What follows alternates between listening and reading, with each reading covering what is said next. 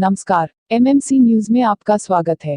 गाजीपुर में 87 नेपाली नागरिक लॉकडाउन की वजह से पिछले 37 दिनों से एक घर के 10 कमरों में लॉक है। लॉकडाउन में 87 नेपालियों के एक घर में लॉक होने की सूचना मिलते ही डीएम ओम प्रकाश आर्य खुद उनसे मिलकर हाल जानने पहुंच गए, जहां पर डीएम ने सभी नेपाली नागरिकों से मिलकर उनका हाल जाना और उनका हौसला अफजाई करते हुए उनको चॉकलेट और मास्क का वितरण भी किया।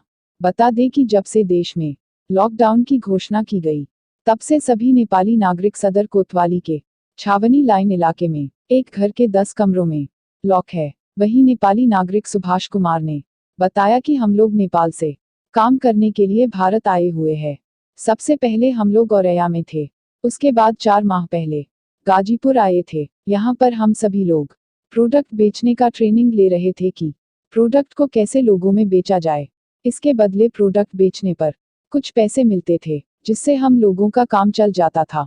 लेकिन लॉकडाउन की वजह से हम सभी लोग अपने रिश्तेदारों और आसपास के लोगों की मदद से काम चल रहा था। जिला प्रशासन की तरफ से 3 दिनों से कुछ खाने को मिल रहा है। नेपाल में रहने वाला था और वहाँ मैं यहाँ काम करने के लिए आया।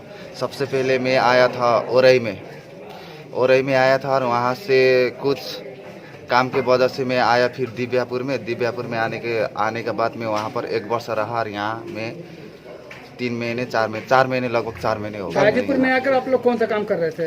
हम यहाँ पर आने के बाद वही हम प्रोडक्ट का नॉलेज लेते थे। प्रोडक्ट अब दूसरे को कैसे तरीक़ा से देना है, उसके जानकारी यूज कैसे करना है। अब शैम्पू मिलता है, हमें शैम्पू मिलता था ऑफिस से और हम लोग वो बेचते थे और वो कैसे तरीक़ा से बेचना है और वो कैसे तरीक़ा से यूज करना है। ये यूज करने के क्या आप लोग को सैलरी मिलती थी?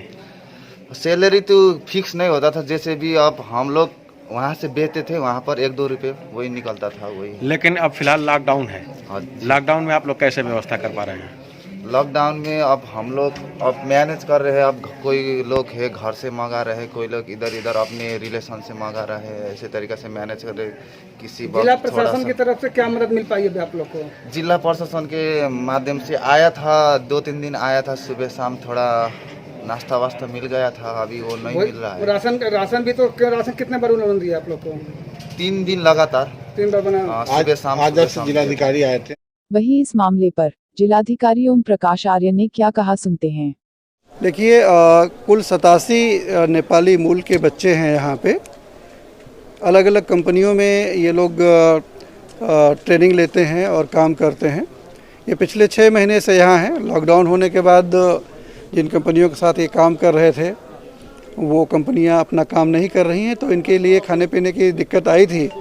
तो जैसे ही लॉकडाउन हुआ और हम लोगों को सूचना मिली, तो रेगुलरली हम लोग इनको खाद्य सामग्री उपलब्ध करा रहे हैं।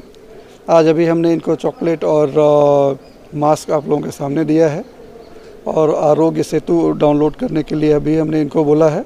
हम लोग इनका निरंतर ध्यान रख रहे हैं और जैसे ही शासन से ये निर्देश प्राप्त होंगे कि इनको इनके देशों को वापस भेज दिया जाए, तो फिर हम यहाँ से व्यवस्था करके इनको। सभी लोग गाजीपुर में ही ट्रेनिंग कर रहे थे या कहीं बाहर से? ये सारे के सारे लोग गाजीपुर में ही काम कर रहे थे कि इनको थोड़ा हौसला मिले ऐसे समय में, जबकि ये बेचारे सभी कोई काम नहीं कर रहे हैं, घर में बंद हैं, तो इनको थोड़ा सा एक स्नेह भी लगे कि हमारा ध्यान रखा जा रहा है। और वैसे भी कहा जाता है कि मुँह मीठा कराया जाए, तो इस उद्देश्य से एक प्लेजेंट एटमॉस्फेयर बनाने के लिए। कितने की संख्या है यहाँ पे लोग? यहाँ कुल 87 बच्चे हैं। सर, ये इनको क्या अपने मुल्क भेजने की भी कुछ इस तरह की व्यवस्था है?